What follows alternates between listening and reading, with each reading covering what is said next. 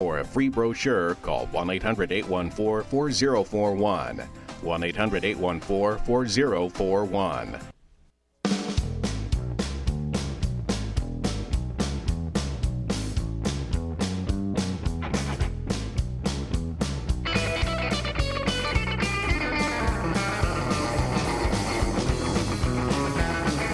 Welcome back here to the weekend edition of the PM Show. I'm Michael Horn. Dave Hull is joining us, the Hullabalooer. I got to do better than 9 wins.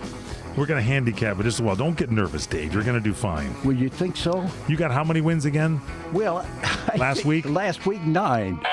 I'm so sorry, Dave. You shouldn't mention that because the guy in the quiz booth over there goes crazy when he knows that was that the low number? That was the lowest. What was the number? 9. Oh, yeah, it was 9. And so, of course, I had 11 along with your lovely wife, Jeanette. Well, I just don't know what prizes to say except that I've got to pull at least 10 this time. 10 would be respectable. That's what Eric Joseph did last week. I know. And he's been at this for a while. This was your first week, Dave. I think you did pretty well having 9. I'm sorry, I shouldn't have mentioned it. Don't mention that number again. Don't ever mention that number. Now, we've got some year-end stories to talk about. And by the way, Dave's book is out now. It's a great book for you to read. It is a fabulous book. It's called Hullabaloo.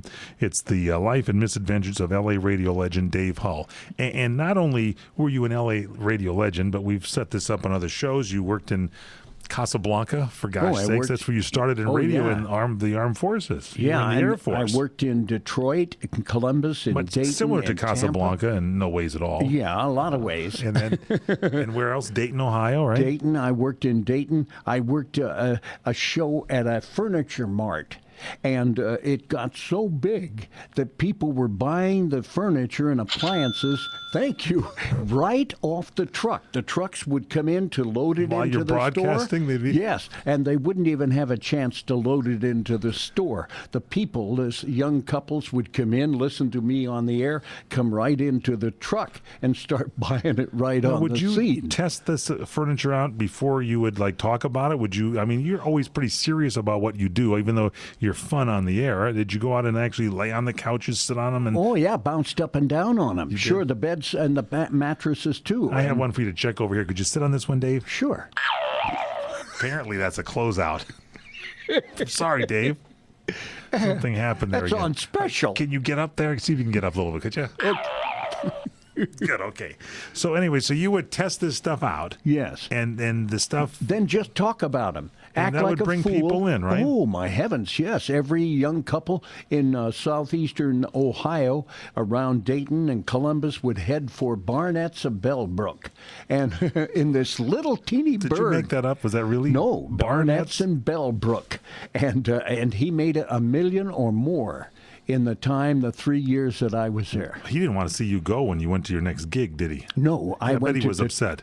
He wanted me to stay. He offered me whatever they were offering me at the radio station in cash to come down Saturday and Sunday. And did you do that? Oh, yes, I did. That sounds like the Dave Hull I know. That was it. Because in your book, there's like a trend there where people talk about, being more successful. People would constantly, when you started, they'd double your money. You were in Roswell, New Mexico. Yes, $98.50 a week. And then I went to Dayton, $250 a week. That's why we want you to work here, Dave, because we can get you a few bucks more. But not much, huh? Not much. But we can do that for you and do a little better than the Roswell market. I want to pick these picks. We're going to do it. Just take it easy, Dave. It's coming up in about 10 minutes. Oh, you mean it's not now? Yeah, so you worked Roswell, and then you worked Columbus, and you worked in Florida. Dayton, then Detroit. And then Detroit Columbus. turned out to be a debacle.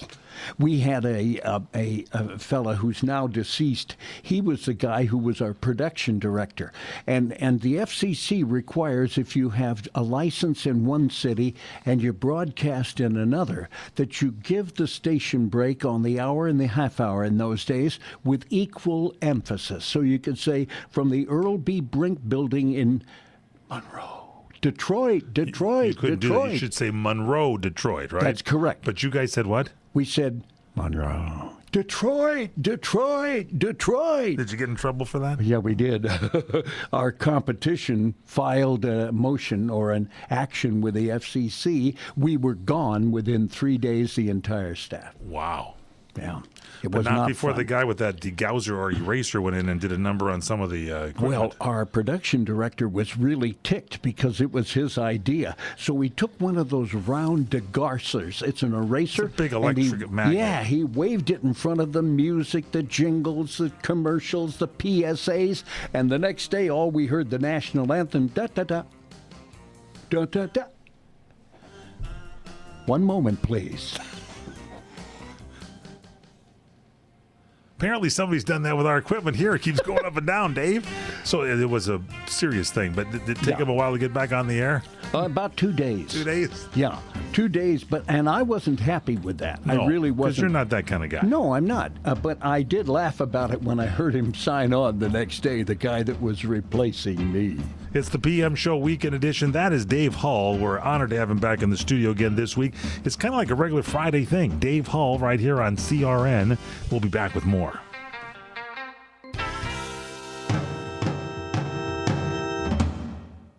It's that time of the year.